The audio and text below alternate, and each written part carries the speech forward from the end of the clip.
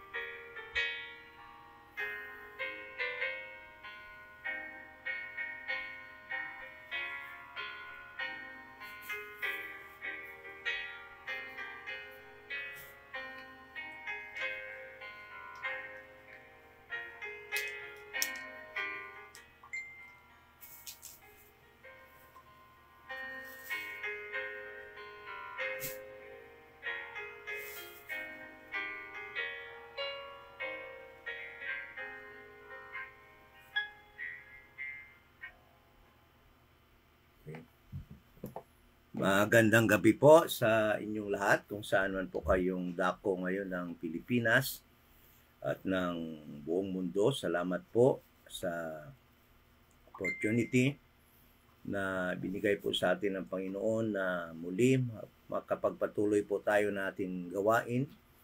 At ang gawain na yan ay siyang study po ng kanyang salita, the Word of God, the King James Bible, 1611. At yan po ang ating ginagamit sa ating pag-Bible study. At salamat sa muli sa inyong presensya, lalong-lalo na sa ating Panginoon. Pag-seal po sa atin ng Holy Spirit kung saan po ay we are assured of our salvation. At salamat po muli sa mga friends din natin na maka-join sa ating Bible study, sa ating mga kapatid, members of the church, the body of Christ, na kahit na po hindi regular na nanonood, at sa mga regular po na nanonood na mga kapatid natin, salamat po sa inyong lahat sa desire po ninyo to continue sa pag-study po ng ating Bible. At lalo na po pag-aral po tayo ng mga doctrines after our salvation. Kasi po ako ay naniniwala that after po ng ating salvation, hindi po tayo dapat mananatiling mga babes. Hindi po tayo dapat maniniwala at mag-dwell na lamang sa doctrine that are about salvation. Although, kailangan po natin yan every time. But the Bible says that we are also to eat meat. Ibig sabihin, doctrines that are in the Bible. Turo po sa atin for our learning at for our instruction. Puno po kasi ng doctrines po ito ang ating King James Bible, at ma-deprive po natin ang ating mga sarili bilang members ng Church, the body of Christ, sa ligaya po, joy, na maibigay po knowing sa mga doctrines for the Jewish people in time past, and even before tinawag si Abraham. Meron po kasi mga doctrines po dyan na dapat po nating malaman. Sa totoo lang po, kaya andyan po yan sa doctrine, sa Bible, dahil nga gusto ng Panginoon na malaman po natin yan. At it is, I do believe that it is a deception of Satan that we just focus on preaching the gospel of the grace of God and set aside all other doctrines in the Bible. In the Bible, yes, I do believe that the gospel of the grace of God in this dispensation of the grace of God is the most important thing to preach, to teach, But after a person is saved, it is our duty as members of the church, the body of Christ, to dig deeper the Bible and learn doctrines for our edification. Kasi po, pag nalaman na po natin yung mga doktrina na yan, ay magbibigay po yan ng katibayan, edification sa atin bilang mga saved members of the church, the body of Christ. Kasi nga po, binigay ng Panginoon upang malaman natin, dahil nga after we get saved, hindi pa naman tayo mamamatay. Hindi pa naman tayo mamamatay. We are still waiting. Some of us, maybe, God willing, ay makakarating pa, maka-enjoy ng rapture. So, while waiting for that blessed hope that God reserved unto us, we have to learn doctrines for our edification, for our enjoyment, because everything in the Bible is for us to know. Kailangan nating malaman yun. I'm so sadly listening to some other friends and members, brothers and sisters in the body of Christ, yun na lang, focus ng salvation, focus daw ng salvation. Yes, I do believe everybody should do that, but do not neglect to study some other instructions of God that are in the Bible. They are all equally important. Soul sleep, our heavenly blessings, the judgment seat of Christ, okay, the foundation of the church, the body of Christ, doctrine about spiritual baptism, about one church, one faith, one baptism, about the death and resurrection of Christ, and even about soul sleep, about flat earth, about Genesis 1:28, na yung akala natin inutusan si Adan at si Eva na magpadami. The truth is that they cannot, because they were in their eternal state during the time. Okay? So, the problem with that is some of us, hindi na natin yan binibigyan ng pansin. Dahil yung iba nga, sinasabi nila, trivial na daw yun. Ibig sabihin ng trivial, less important. To tell you the truth, there is no less important or trivial doctrine in the Bible. They are all equally important. They are complementing each other. No? They are also complementing our faith in God and will be edified because of those doctrines that we learn from the Bible. Kasi nga dyan sa Bible kasi nga kung wala yan sa Bible, yan, talagang walang importansya yan. Pag andyan sa Bible, it is very important. No? So, the subject that we are going to study tonight is about the wall, no? The wall of partition that was mentioned by Paul in Ephesians chapter 2 verse 14.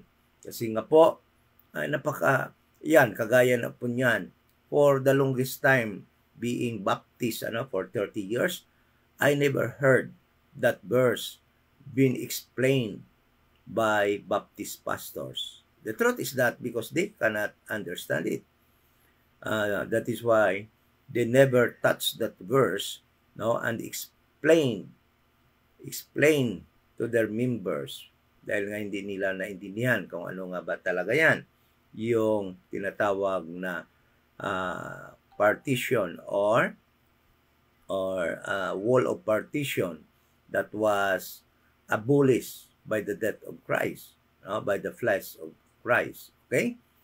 So, bago po tayo mag-umpisa sa ating Bible study, ito nga pala ang Iloilo Dispensation of Grace Bible Church. At andito po tayo sa 7040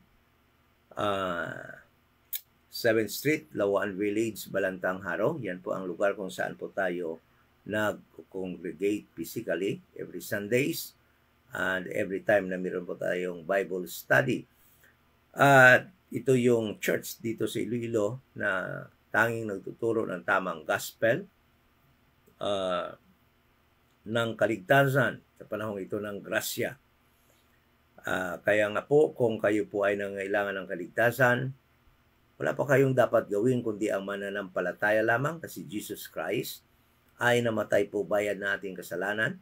Siya ay inilibing at nabuhay muli sa ikatlong araw upang tayo po ay bigyan ng buhay na walang hanggan.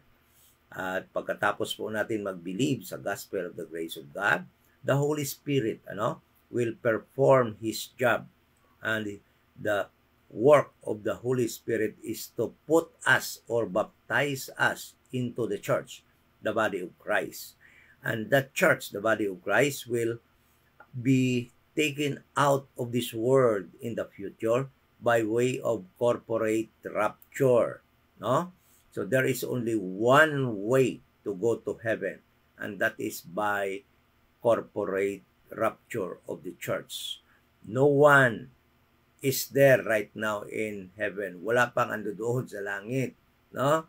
Kasi nga, kung ando doon na, what's the use of rapture? Kung ang namamatay ay ando na pala sa langit, so what's the use of rapture? Kaya nga, yung aral ng soul sleep ay talaga po yang in the Bible, biblical. Yun nga lang, dahil nga against sa mga turo ng mga denomination na na-learn nila from perverted translations, no? Ay kanilang hindi nila matanggap-tanggap. Kagaya din po ng Genesis chapter 1 verse 28, dahil nga po sa mga maling translation ay makita po nila, mabasa nila doon na ang sinasabi diyan ay si Adan at si Eva ay inutusan upang magparami, will grow in number physically so that they can populate the earth. So that is not actually the command of God unto them, but to replenish the earth. Okay? The earth that God restored in Genesis chapter 1 verse 3 until the end of verse 2. So, having said that, let us now begin in our study sa subject natin sa gabing ito ng ating pag-aaral. At babasahin po natin yung verse, no? Sabi dito, verse 14 of Ephesians chapter 2, for He is our peace. So, Jesus Christ is our peace, who hath made both one. There are two that God made one. Okay? And hath broken down the middle wall of partition between us. Let us pray. Ama na banal, habang kami po ay mag-aaral tungkol sa topic na ito, ay humihingi po kami ng kaliwanagan, ng guidance. Nawa po ay ang katotohanan ang siyang maituro ang aming mapag-aralan ngayon at ma-share po sa mga kapatid, members of the church, the body of Christ, at sa aming mga friends po na maka-join sa aming Bible study, that they also may be able to understand what really this verse means. Salamat po sa iyong pagbigay sa amin ng extension sa aming buhay, that we are still alive, at in-enjoy po ang mga biyaya na iyong binigay sa amin habang kami po ay naghihintay ng aming blessed hope, ang aming rapture po. At sa topic na ito, salamat po na may pagkakataon kami pag-aralan pa ito. We pray in Jesus' name. Amen. So, ang topic po natin ngayon actually is to understand, no? Upang maintindihan natin kung sino, number one, sino ba itong dalawa at gagawing isa ng ating Panginoon. Okay? At ano ba itong, number two, ano ba itong middle wall of partition? And number three, kailan po ba ito nag-umpisa ang middle wall of partition? And number 4, kailan po ito na-abolish? No? Kasi sabi dito ng verse 15, having abolished in the flesh the enmity and the law of commandments contained in ordinances, for to make in himself of twain one new man, so making peace. So, kailan po ito na end or kailan po ito na abolish ang middle wall of partition? So there are 4 questions, no, that should be answered in this study. So uulitin ko po. Number 1, sino po ba itong dalawa? Okay? Na ginawang isa. And ano po ba ito ang middle wall of partition? At kailan ito nag-umpisa? at kailan ito na-abolish. Okay? Yan po mga questions na matatanong, masasagot sa gabing ito ng ating Bible study. So, upang maintindihan po natin ito, number 1, to answer question number 1. So, umpisahan po natin sa verse 11. Sabi po dito, wherefore, remember that ye, being in time past, Gentiles in the flesh. So, Paul was speaking about the Gentiles, no? Their position, their state in time past. Okay? So, pag sinabing time past, panahon ng Genesis hanggang Acts chapter 7. Okay? So, yan yung time past. So, sabi dito, kayong Gentiles in time past, no? Who are called uncircumcision by that which is called the circumcision in the flesh made by hands, that at the time, during that time past, no? Ye were without Christ. Wala po kayong Kristo. Okay? Sabi pa dito, being aliens from the commonwealth of Israel. Yung Gentiles during the time, wala silang kasali sa nation Israel. They are not actually citizen or connected whatsoever to the nation Israel. And strangers from the covenant of promise. Gentiles are strangers from the covenant of promise, having no hope and without God in the world. Okay? But now, in verse 13, Paul introduces that there is something new that replace, no, that period of time pass that he mentioned in verse 11 and 12. So, mayroong pumalit na bagong program.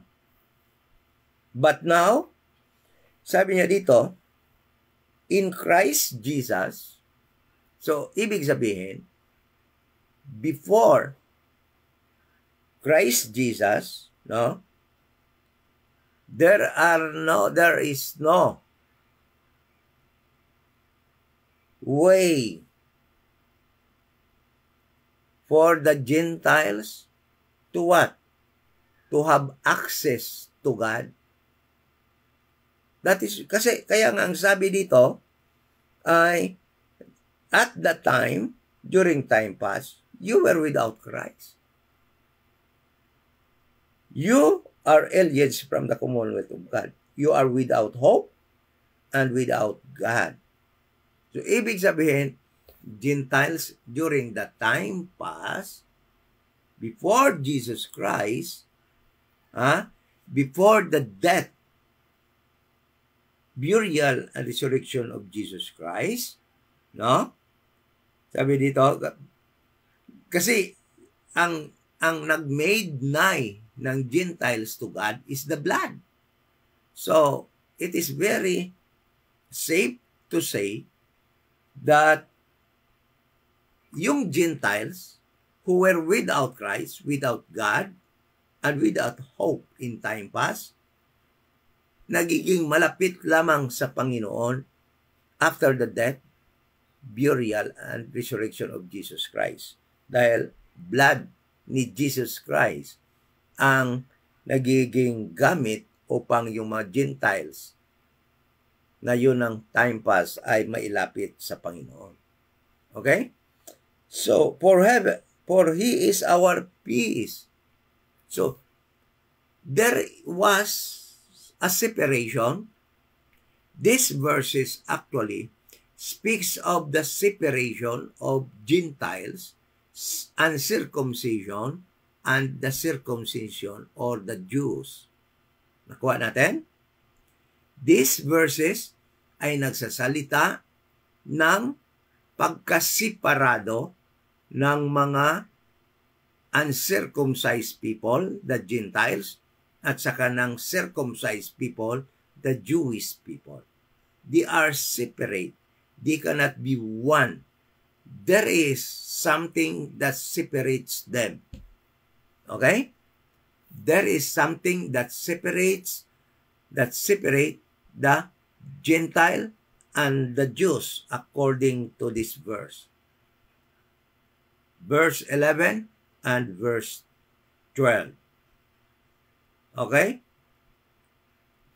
So, but sabi niya dito, but now in Christ Jesus, ye who were sometimes were far off are made nigh by the blood of Christ. So, the blood of Christ made us nigh unto God.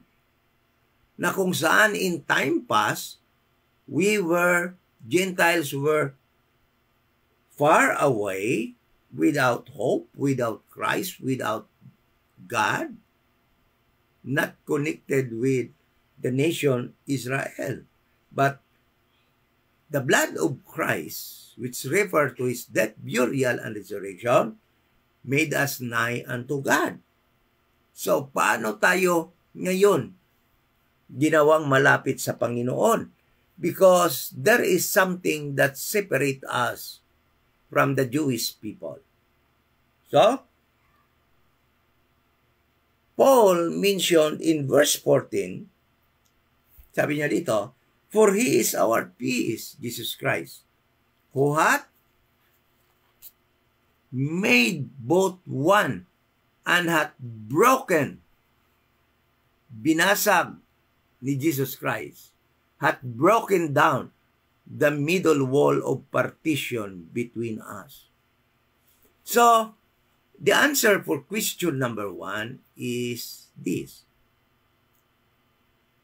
Yung both one, yung dalawa na ginawang isa dito ay yung Gentile at ang Jews.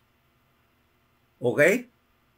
So, ibig sabihin, in this but now period, not in time past, because in time past, Gentile and Jews were separated by what? What separates them? Sabi dito, the middle wall of partition. That is the wall.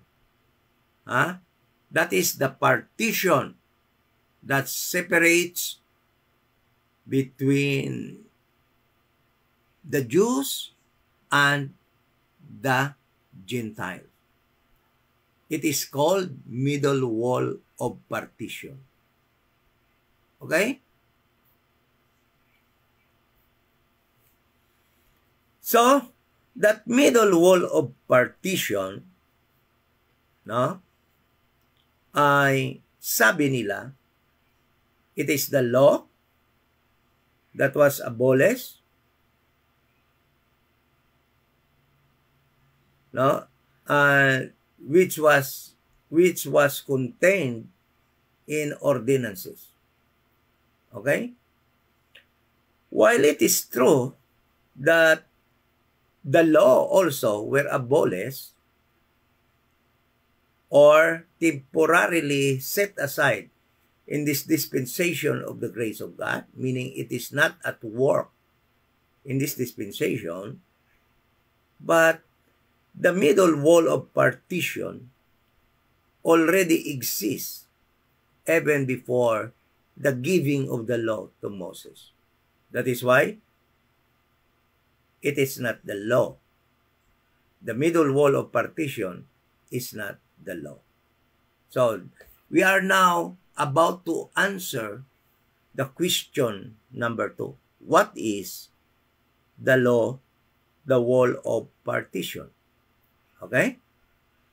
Because the truth is, the middle wall of partition was already there even before the law was given to Moses. So, meaning, it is not the law that divides or that separates the Jews and the Gentiles, the uncircumcision and the circumcision. The truth is, why we are sure that the two group of people that will be made one in this verse are the Jewish people and the Gentile people, because even in the temple that was built for God, there was a place for the Gentile proselyte. Pag sinabi natin yung Gentile proselyte, yan yung mga Gentile na naging Jewish citizen na because they believe that there is God in Israel. So, even in the temple that was made or built during the time, there is actually a separation for the proselyte Gentiles, for the Jewish citizen that are already for the Gentiles that became Jewish citizen, and the pure Jews. Sa temple sa Israel, merong lugar para sa mga Gentile na naging Israeli citizen na. They have a place in the temple. They are not actually allowed to mix with pure Jewish people in the temple. So, there is even those who are Gentiles who became Jews are still experiencing during the time partition. Okay? But it is not the middle wall of partition that was mentioned by Paul in this verse. Okay? So, what is the middle wall of partition? So, in Genesis, after God, pagkatapos ng Panginoon, in Genesis chapter 11, pagkatapos ng Panginoon i-give up ang sangkatauhan, ang ginawa ng Panginoon ay tinawag niya si Abraham. Okay? Abraham. In Genesis chapter 12. So, Genesis chapter 12. In Genesis chapter 11, after the flood, all the people, again, were influenced by Satan to disrespect and not worship God, even though they know that there is God. Okay? So, ginawa ng Panginoon, dahil yung sinasamba nila during the time, no, was Satan through their king Nimrod, who was mighty during the time. So, ang ginawa ng Panginoon, He scattered all the people. And at the time, the Gentile people during the time were given up by God. When you read Romans chapter 1 verse 18 hanggang the end of chapter 1, it happened actually in Genesis chapter 11. For almost 2,000 years, God manifested Himself so that the people will worship Him and glorify Him as God. But, anong sabi sa Romans chapter 1? They knew that there is God, and after they knew that there is God, they did not glorify Him not as God. They glorify Him not as God, but ano nangyari sa kanila? They worship and give glory to the creation than the Creator. So God, sabi diyan, give them up. So, when God, after 2,000 years, give up humanity, the Gentile, God called Abraham in Genesis chapter 12. Sabi dito, now the Lord had said unto Abraham, get thee out of thy country, and from thy kindred, and from thy father's house, and to a land that I will show thee. And I will make thee a great nation, and I will bless thee, and make thy name great, and thou shalt be a blessing. At this moment of time, the middle wall of partition begins. Okay? The middle wall of partition begins. All other people that are not under Abraham is below in the eyes of God. But Abraham at the time were chosen and God put him above all other people. And that's the time that the middle wall of partition that separates other people from Abraham begin. That is the start of the wall of partition that divides from other people from Abraham. Okay? So God made a promise and a covenant to Abraham that He will give him the land of promise, the land of Canaan, and to him and unto his seed. And He made covenant unto Abraham, and that covenant was cascaded down to his descendant, and to Isaac, and unto Jacob. Okay?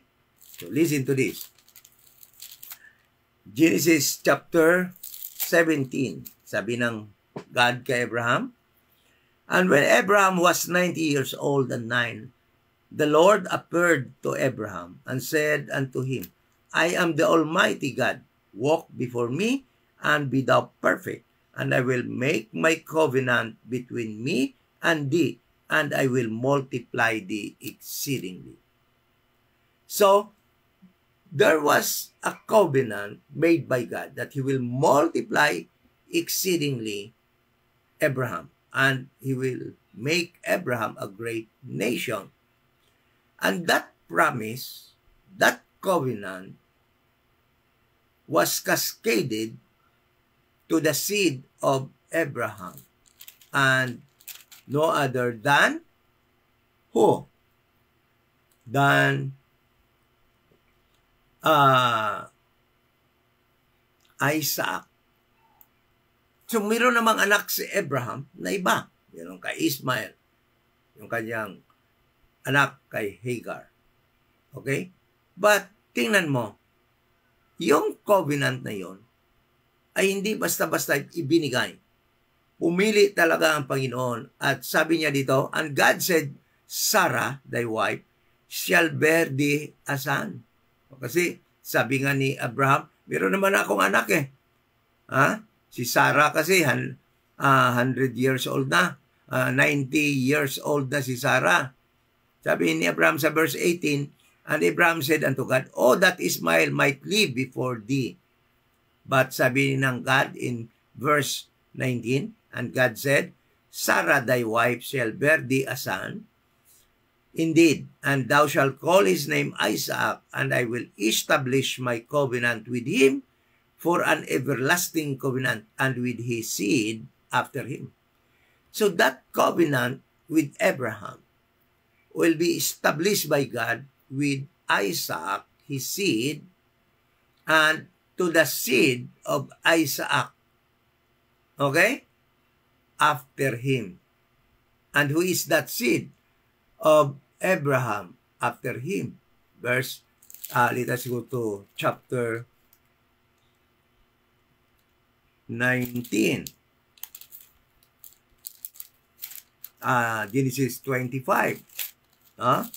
So sabi dito,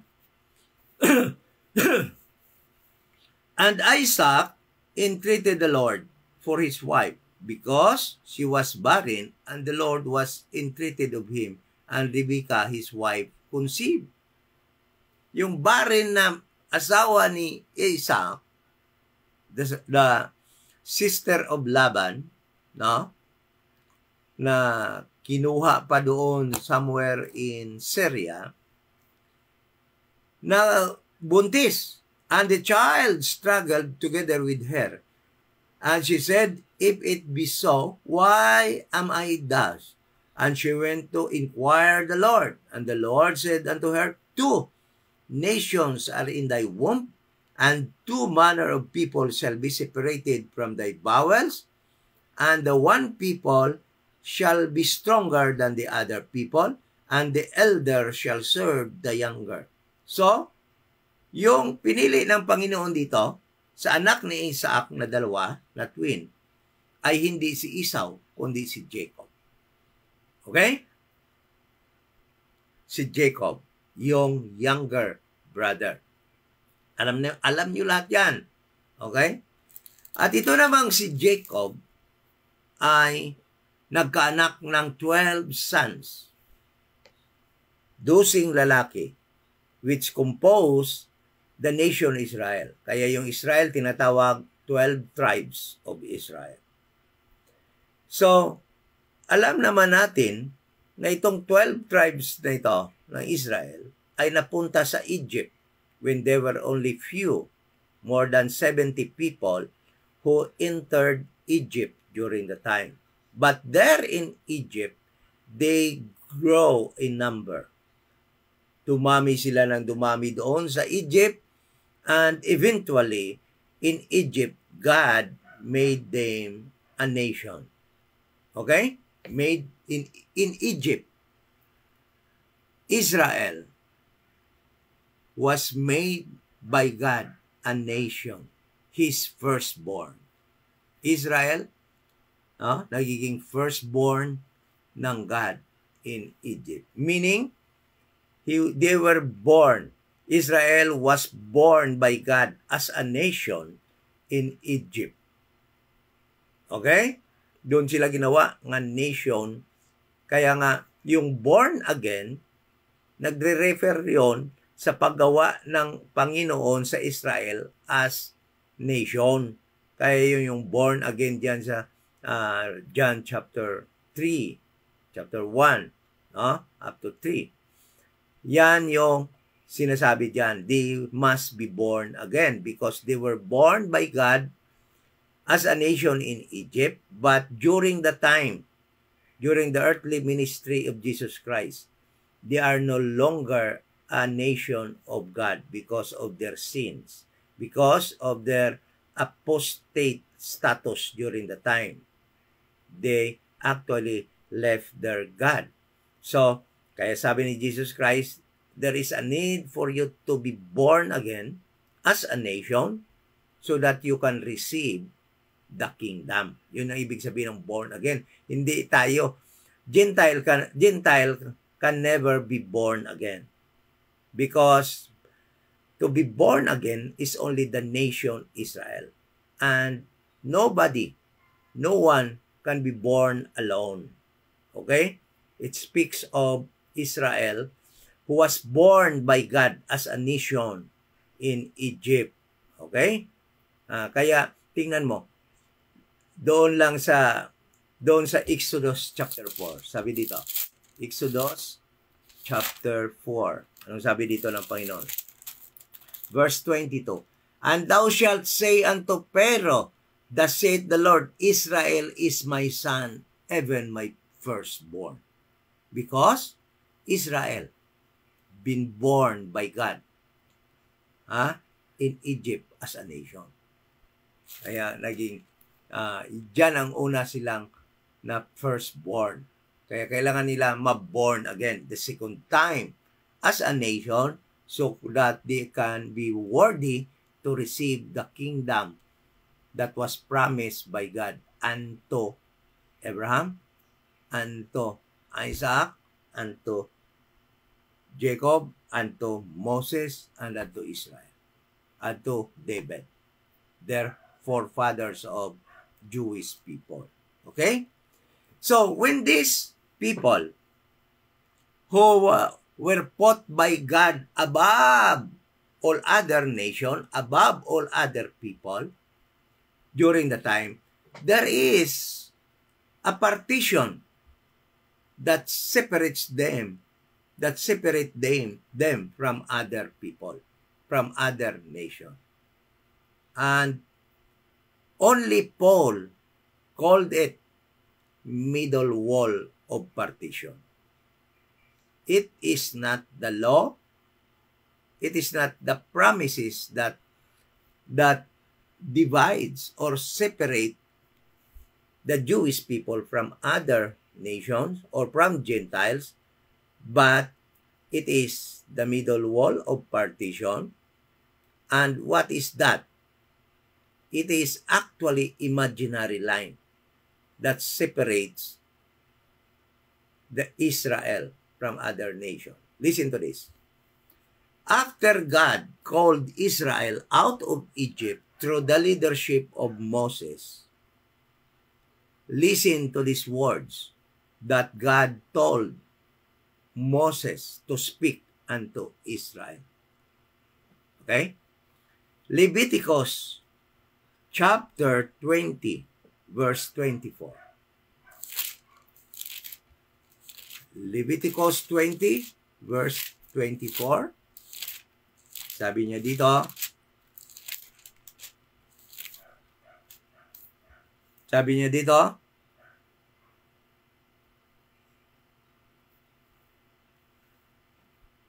Leviticus 20:24, sabi niya dito,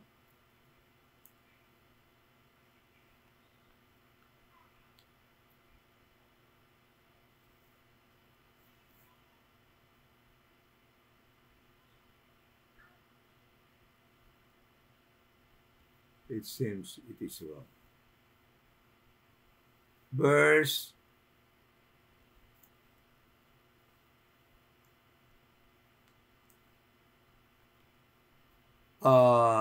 26, verse 26, Leviticus, wrong. Leviticus 20, verse 24. Sabi niya dito, but I have said unto you, ye shall inherit their land, and I will give it unto you to possess it. A land that floweth with milk and honey. I am the Lord your God, which have separated you from other people. So God himself separated Israel, the nation Israel, the 12 tribes of Israel, the sons of Jacob, from other people. And what separates them from other people? Was there an object that separates Israel from other people, from Gentile? No. It is imaginary. It is principle, no, that separates them. It is God himself. It was God himself who declared that I have separated you. Separated you from other people. Verse 26, and ye shall be holy unto me.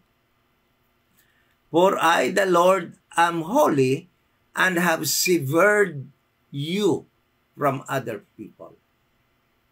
So, in verse 24, God used the word separated, and you can only be separated from other people if there is something that divides, that stand in between you.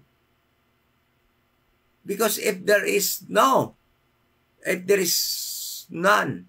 that stand in between you, then you cannot be severed or separated from other people.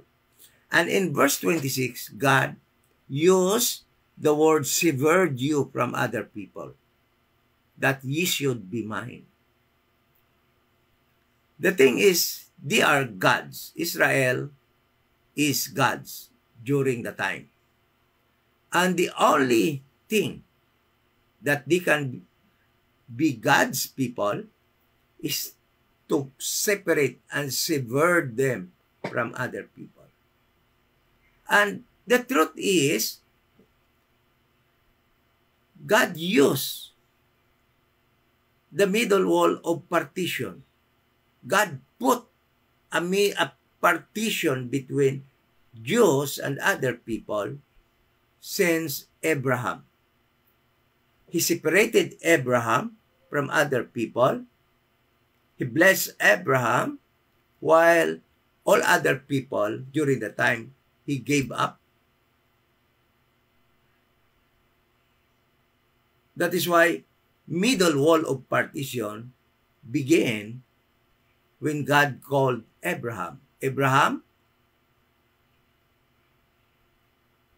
he put Abraham above all other people. And at this moment of time, he put Israel, the seed of Abraham, the descendant of Abraham, above all other nations. Okay? So, Deuteronomy 14:2. Tanaw natin. Tingnan natin. Deuteronomy 14:2. Tingnan natin kung gaano ng Panginoon siniparar ang Israel from other people. 14:2. Sabi ng Panginoon, for thou art an holy people unto the Lord thy God. Alam nyo, listen to this. We do believe, most of us believe that we are so important to God, that humanity is very important to God. Okay? The truth is that is the devil's teaching to give so much emphasis on ourselves. But the truth is, the fight between God is all about the earth of God that was taken over by Satan from Adam, from his caretaker during the time. Kasi tingnan mo ha, yes, I do believe that God,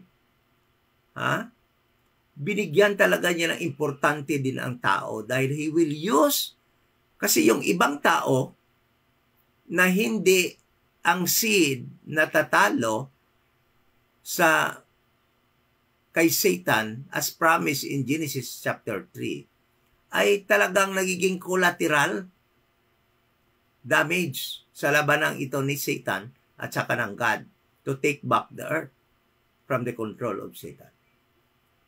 Dadami, kailangan dumami yung tao upang lalabas yung seed. And during the time since Adam until Moses, until Noah, there are thousand or millions already of people. Ngunit tingnan mo, kung importante sa God ang tao, as prosperity teachers and pastors are teaching, actually, upang tayo ay magmalaki na hindi ako papabayaan ng, kasi alam mo, yan ang turo ng mga prosperity gospel teachers. Hindi ka papabayaan ng Panginoon na namatay. Binigay niya ang buhay ng dahil sa iyo. Hoy, listen to this.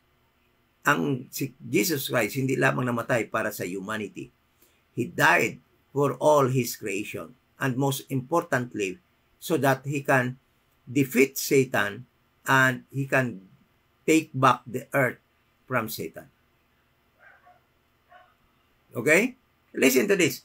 If man is very, very the most important thing to God, creation of God, bakit millions of people died during the flood? Bakit pinabayaan? Bakit? Hindi mali ako sa ginamit kong word na pinabayaan. Bakit sila na-influence ni Satan? Bakit sila nasira ang kanilang DNA ni Satan? Dahil pinaasawa sila sa mga angels.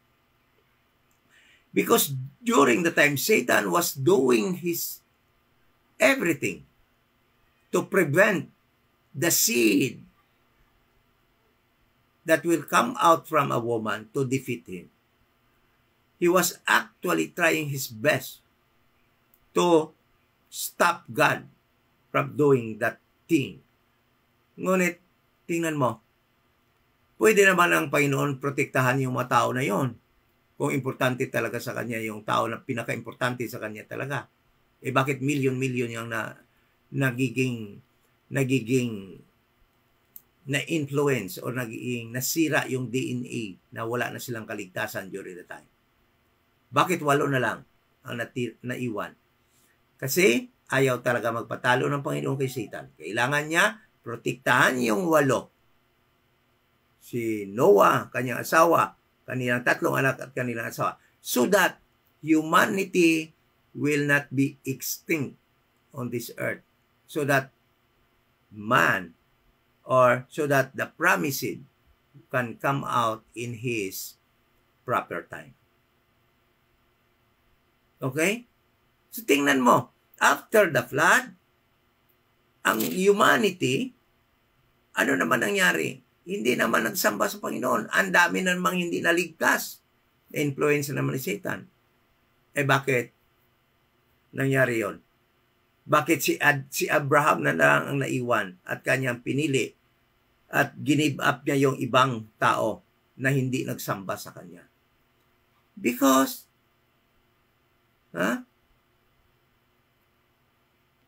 makita natin dyan na yung salvation ng humanity should always according to the procedure that God supplied during the time, during every dispensation of time. Makita natin, pag ang tao hindi sumunod, then you are not saved. You will go to hell. Kung importante talaga yan, kung importante talaga yung tao, bakit na lang bibigyan pa ng pamamaraan para maligtas na lumiliko lang naman ang tao, kaya mas marami talagang hindi ligtas kaysa ligtas. Di ba? So, in this fight, actually, this is God's fight, how to retrieve control of the earth from Satan. So, that is why I will stand in my belief that the most important thing to God or creation of God is His earth. Second is humanity. Then the rest of His creation. This is all about the earth. Tingnan mo. When God chose Israel and make him a nation and put Israel above all other nations, what is God's purpose? I ask you a question. While he was giving up all other race of people, the Gentile people, he actually protected Israel. I will ask you, what is God's purpose during the time? He protected the seed of Abraham so that Jesus Christ, the seed of a woman that will defeat Satan, can come out through that race, through that race of people, the Jewish people. So that woman, that seed of the woman, can defeat Satan so that God can take back control of the earth through that seed of the woman, Jesus Christ. It's all about the earth. The real fight is all about the earth. So, kung importante talaga sa Diyos ang tao more than the earth, bakit hindi niya prinektahan itong mga Gentiles? Bakit give up pa niya itong mga Gentiles na hindi nagsamba sa Kanya? Na hindi kumilala sa Kanya kung importante talaga sa Kanya ang tao? The truth is, this is all about the earth. Okay? So, nang time na yon, Gentiles, pinabayaan ng Panginoon, binigyan sila ng ang gustong maligtas, kailangan mag-proselyte, kailangan magiging member ng nation Israel, maging citizen ng nation Israel, and will obey the requirement to be saved during the time. Okay? But God made Israel above all nations. Deuteronomy 14:2, For thou art an holy people unto the Lord thy God, and the Lord hath chosen thee to be a peculiar people unto himself above all nations that are upon the earth. And what is God's purpose by protecting, making Israel above all nations? So that He can protect Israel, He can love Israel, protect Israel, okay? So that that race of people, Jesus Christ, the seed of a woman, can come out. While those who rejected Him and did not worship Him as God, He also gave them up. Pinabayaan niya, o gusto nyo ng ganon, o bahala na kayo. Gusto nyong gumawa ng mga mali, bahala na kayo. Gusto nyo hindi maligtas, bahala na kayo. He gave them up. So, then, Deuteronomy 7:6. Tingnan natin. Deuteronomy 7:6. Anong sabi? 7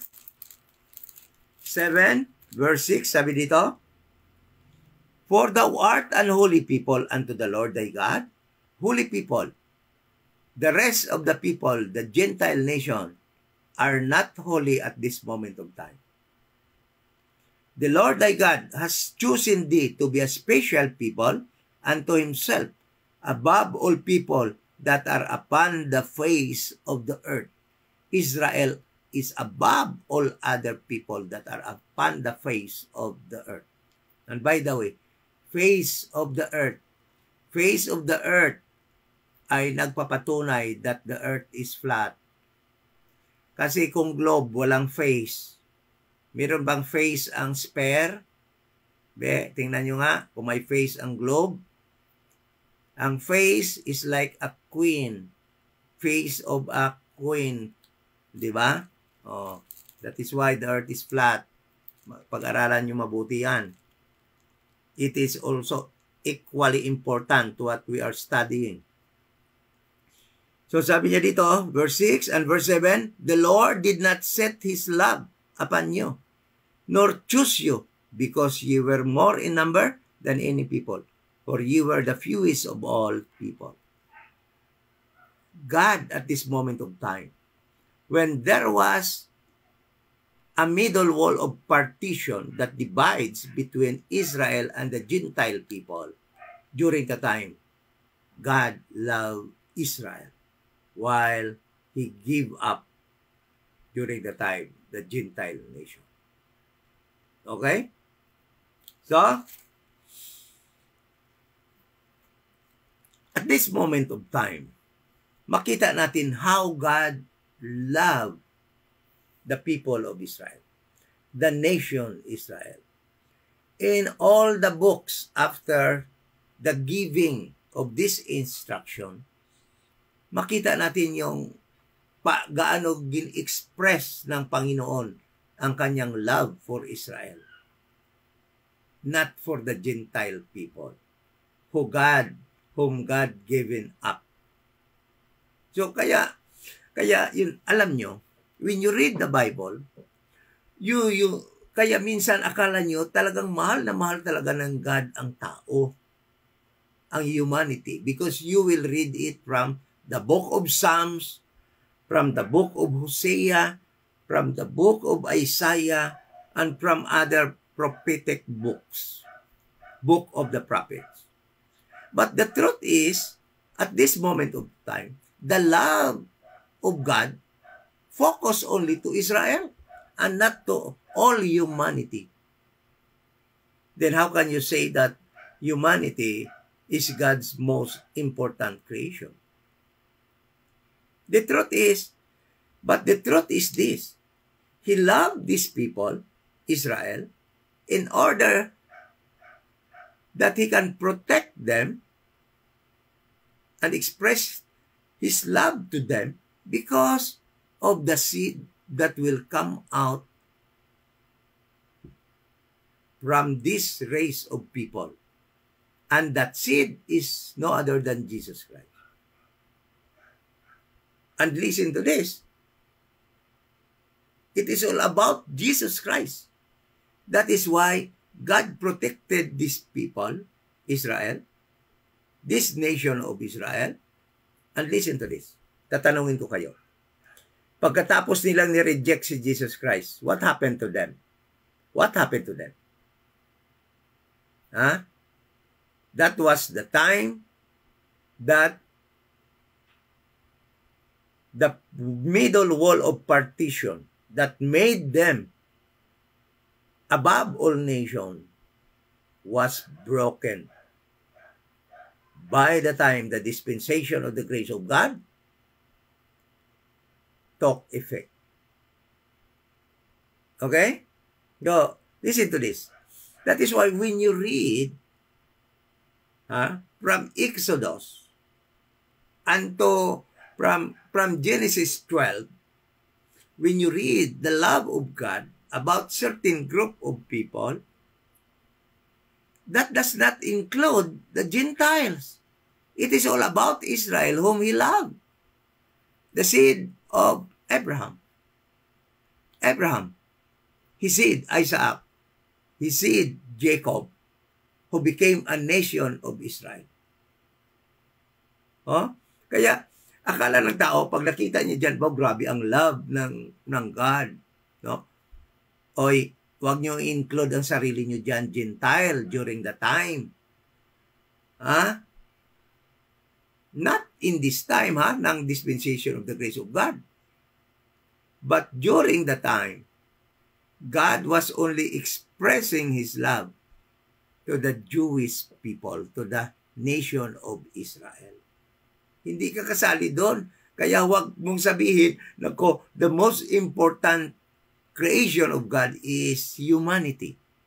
The truth is that during this time, Israel lang yung mahal ng Panginoon. He gave up all other races. The Gentile race. Okay? Tingnan mo. 1 Kings 2:9. 1 Kings 2:9. Sabi dito. Makita natin dito how God loved Israel. No? Sabi dito, now therefore hold him not guiltless. For thou art a wise man, and knowest thou what thou oughtest to do unto him. It seems a lot.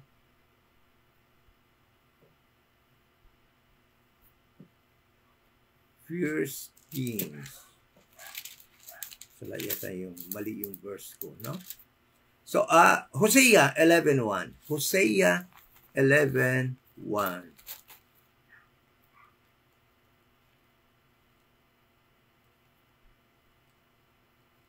Hosea.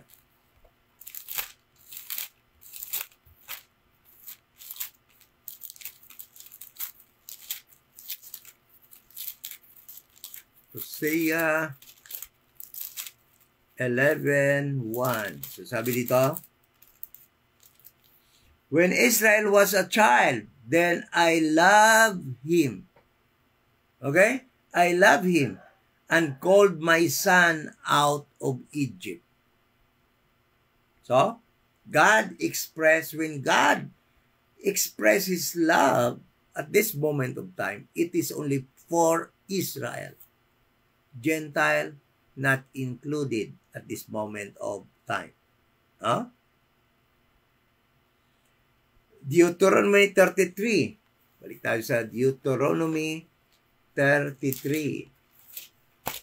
Deuteronomy 33.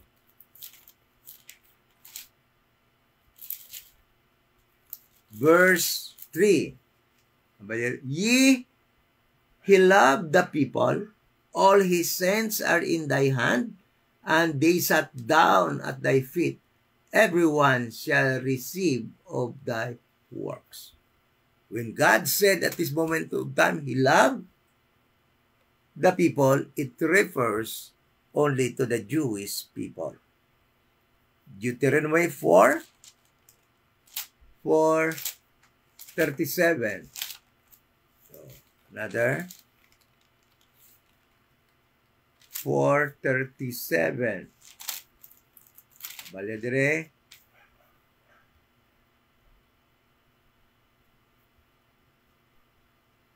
And because he loved thy fathers, therefore he chose their seed after them and brought thee out in his sight with his mighty power out of Egypt.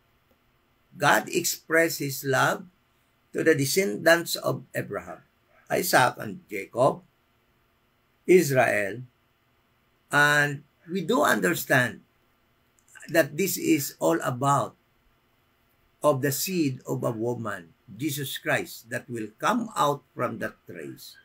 At this moment of time, the truth is God was protecting Israel because Israel na rin ngayon ang subject ng tirada ni Satan.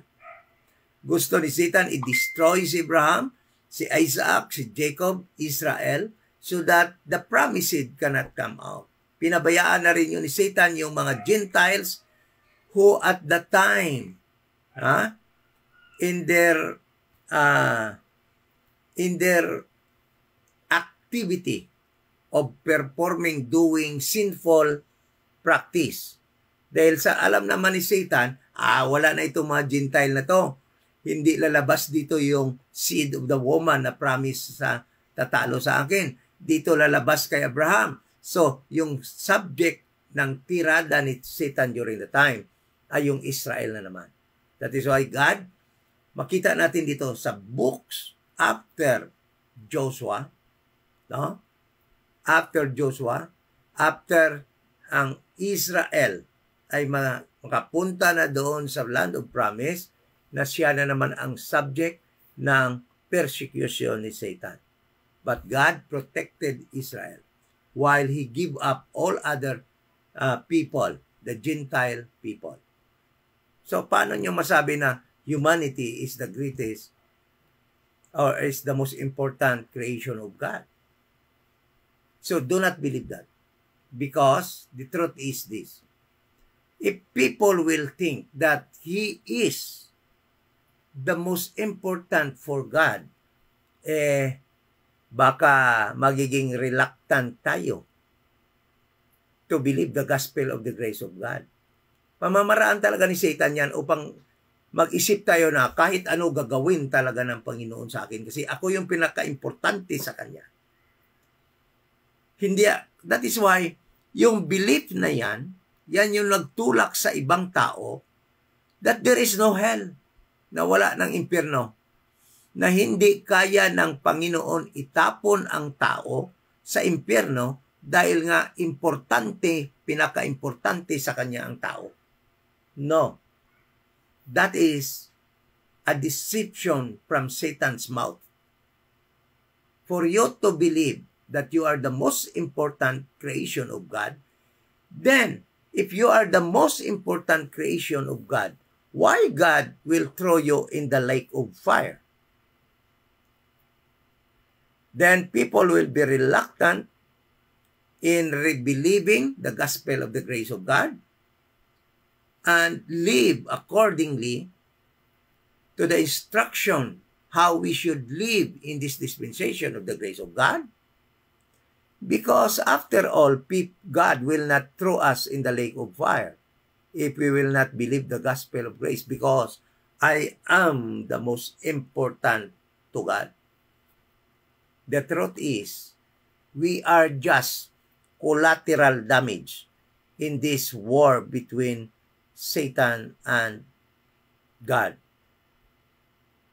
And their battle actually is all about the earth that was taken by Satan from Adam, from his caretaker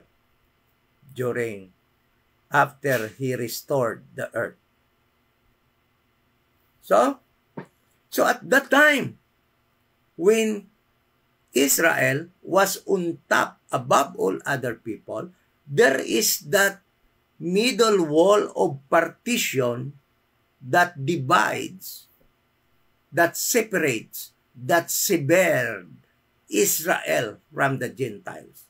Israel is on top above all other people, and Gentile is below the middle wall of partition. Meaning, this is Israel, this is Gentile, but in the middle, there is that imaginary line that divides, separate Israel from the Gentile people that are below. Okay?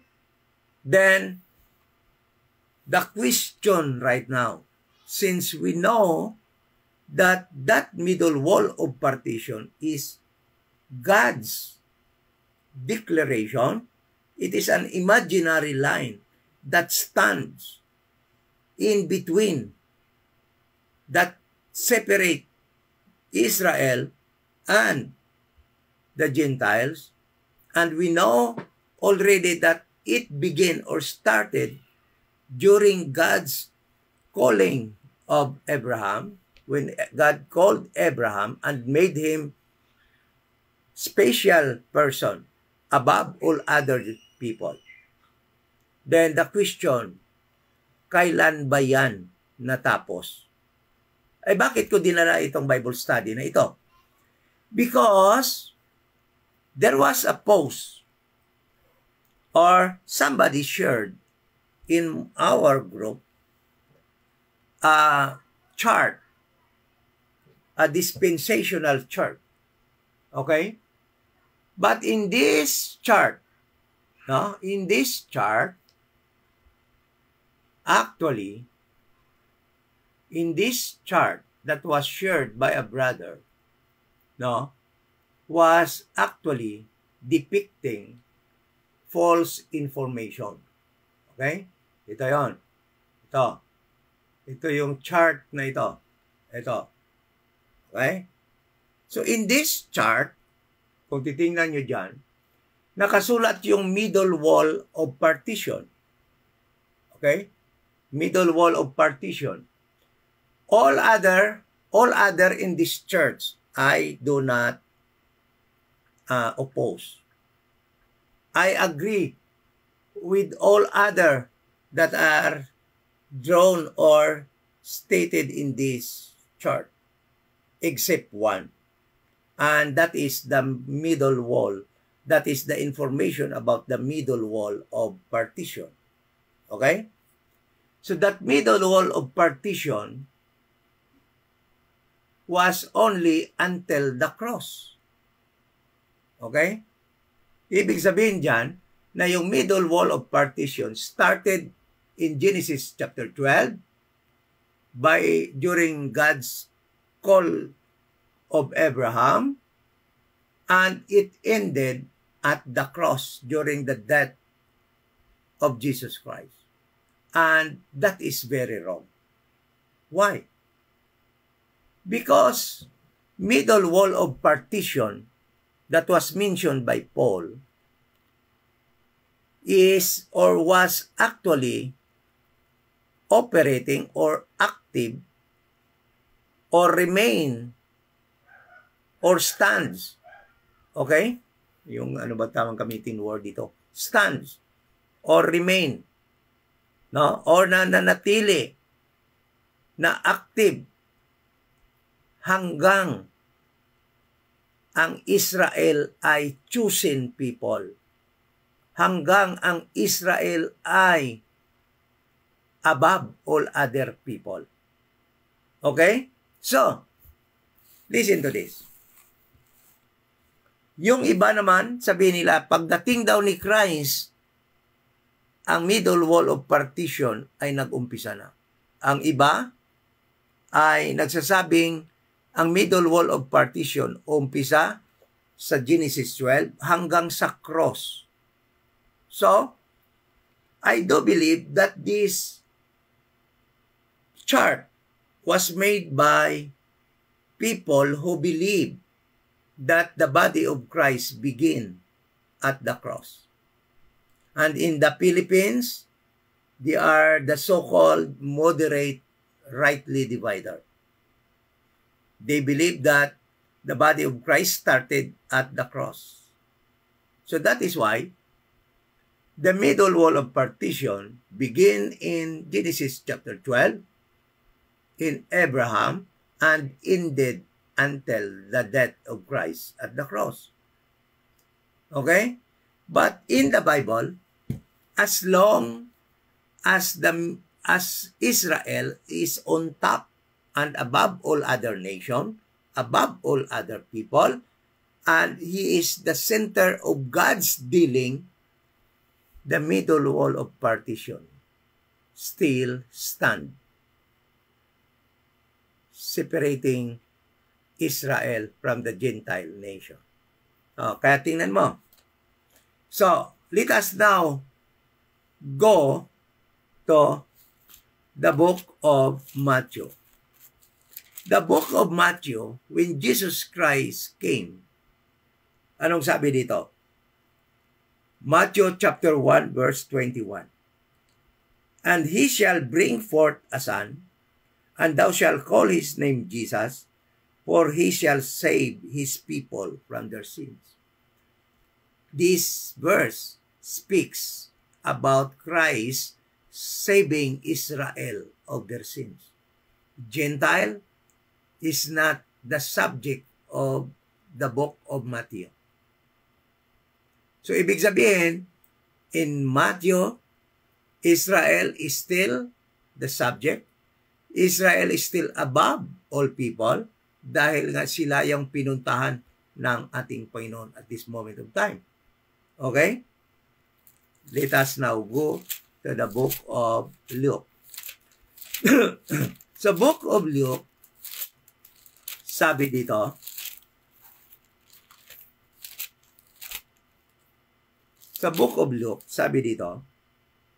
and behold, chapter 1 verse 31, and behold, thou shalt conceive in thy womb, and bring forth a son, and shall call his name Jesus. Verse 32, he shall be great, and shall be called the Son of the Highest, and the Lord God shall give unto him the throne of David, the throne of his father David. So, Jesus Christ came out from the line of David, lineage of David, Judah, no? Then, Israel, at this moment of time, still at the top, above all other people. So, the wall of partition still exists because hindi pa sila mahulog doon sa Gentile people. They still above all other people. And that imaginary line that separate them from other people still exists. Not the law, not the covenant, although it was also abolished by God for the meantime during this dispensation of the grace of God. So look at the book of John. Kasi akala nila, kaya ito yung mali dito. Kasi yung Matthew, Mark, Luke, and John, ang naglagay dito, nilagyan nila ng the New Testament. This is not New Testament, Matthew, Mark, Luke, and John. It is still included in the Old Testament.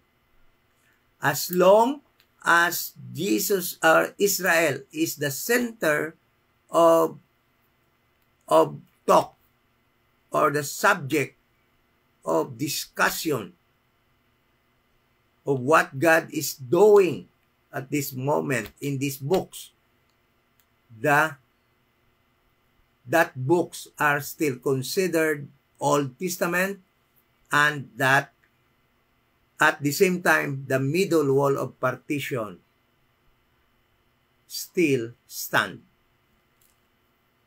Okay? So, in the book of John, tingnan mo, anong sabi dito? John, chapter 1. Baldire, verse 11, He came unto His own, and His own received Him not. So, in the book of John, Israel is still above all other people. Yung pinuntahan ni Jesus Christ, sabi dito, pumunta siya sa kanyang mga tao, His own people, Israel. But His own received Him not. So, nang mamatay na si Jesus Christ, after His death, kasi sabi nila, yung chart na ito, sabi dito, yung middle wall of partition ended at the cross nung mamatay si Kristo. Ngunit, makita natin na nang mamatay na si Kristo at siya ay ma-resurrect na, in Acts chapter 1, there's no body of Christ been mentioned. But listen to this. What was their topic during Christ's meeting with His apostles? Acts chapter 1, verse 6. When they therefore were come together, they asked of Him, saying, Lord, wilt thou at this time restore again the kingdom of Israel? What was their topic? About the kingdom that was promised by God to Israel. If at the time, after Christ's resurrection, kung ibabalik na ba niya, i-restore na ba sa Israel ang kingdom? Okay?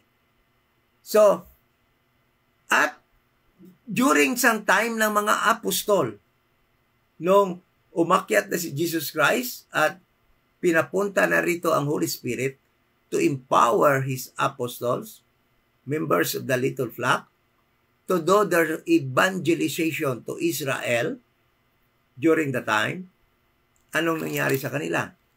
Sabi ni Peter, Acts chapter 2, verse 22, Ye men of Israel, hear these words. There was no mention of the church, the body of Christ. The church, the body of Christ, was still a mystery at this moment of time. So, ibig sabihin, the middle wall of partition still exists, working, standing to divide Israel from the Gentile nation. Okay? So, Acts chapter 7, when Stephen actually was stoned, what was Stephen told the Jewish council of Israel? It is all about the choosing of Abraham and his descendant to become a great nation. It is still about Israel. So, meaning, the middle wall of partition was still active during the time. So, this chart actually is wrong. There is only one that I cannot agree with this chart, and that is the middle wall of partition who ended at the cross. So, what this chart actually is telling his reader? That the middle wall of partition ended at the cross, and the body of Christ began at the cross, justifying the doctrine of other RD that are called moderate, or those who believe that the body of Christ started in Acts 2 or at the cross. This is not a mid-Acts 9 chart. Okay?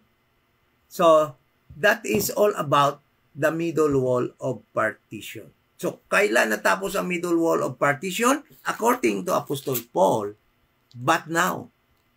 Ibig sabihin, the middle wall of partition been broken down so that the Jewish people that are above will fall to the level of the Gentiles who are unclean and sinners, so that God can offer to all His grace and mercy, the death, burial, and resurrection of Jesus Christ. So when was the fall of Israel? In Acts chapter 7, by the time they rejected the Holy Spirit through the ministry of Stephen, that was the time that Israel committed the sin of blasphemy of the Holy Spirit. And that was the time Israel fell to the level of the sinner Gentiles. So that was the time that the middle wall of partition was broken, so that God, who in time past, when this middle wall of partition was standing and existing, was only making the house of Israel, okay, was only forming the house of Israel, whom He will use, whom He will use and will save to become God's earthly people. Now, this Israel fell to the level of the Gentile, so that these two group of people, God can make a one body, okay? A one body that is composed of Jew and Gentile. And that one body, that one new man, is called the body of Christ. Okay? So, that is why we can read that from Genesis chapter 12, Abraham, his seed, Isaac, Jacob, and the 12 tribes whom he made a nation, whom he born as a nation. In Egypt, he made them special people, separated by the middle wall of partition from the Gentile people. Now, after their fall, in Acts chapter 7, when they rejected God's offer of the kingdom unto them through the ministry of the Holy Spirit with Stephen, they fell to the level of a sinful Gentile.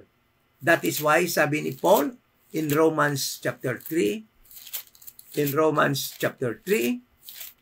verse 9, sabi ni Paul, what then Are we better than they?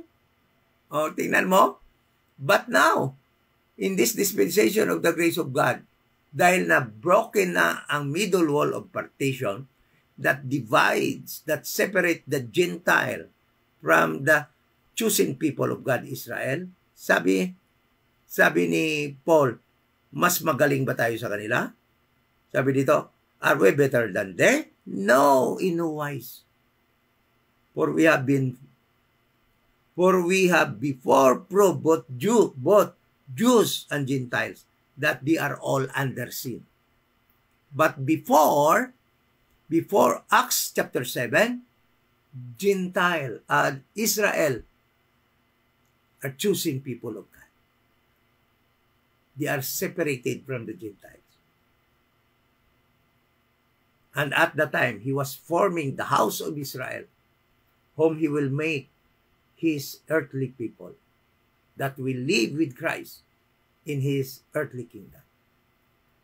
So, that is why in this dispensation period, but now, sabi ni Paul in Ephesians chapter 2 verse 13, you that were afar off, was made nigh by the blood of Christ. Kaya tingnan mo, doon sa mga nabasa natin from Genesis hanggang Acts chapter 7, yung Israel was very important. They were so loved by God, chosen by God, protected by God, above all people. But listen to this. Read in Galatians chapter 6. Galatians chapter 6. Ano sabi ni Paul? For in Christ Jesus, neither circumcision, neither Jews availeth anything. In time past, when the middle wall of partition was still standing, Israel was very important to God. Israel avails special treatment from God. But in this but now period, in which the middle wall of partition does no longer exist. Anong sabi dito? Galatians chapter 6 verse 15, for in Christ Jesus, neither circumcision availeth anything, nor uncircumcision, but a new creature, the new man that God is now creating in this dispensation of the grace of God. That new man is called the church, the body of Christ. So, sana po, ngayong gabi ay naging maliwanag po sa atin kung ano yung middle wall of partition. At bakit ingat po tayo sa pag-share ng mga chart na nandiyan po, dahil hindi ibig sabihin dahil tingnan natin parang RD chart ay RD na rin, no? Meron pong talaga si Satan ay napaka-clever po kumawa ng deception. A very small thing that I cannot even read it properly because it is written in a small letter, very small, but it will cause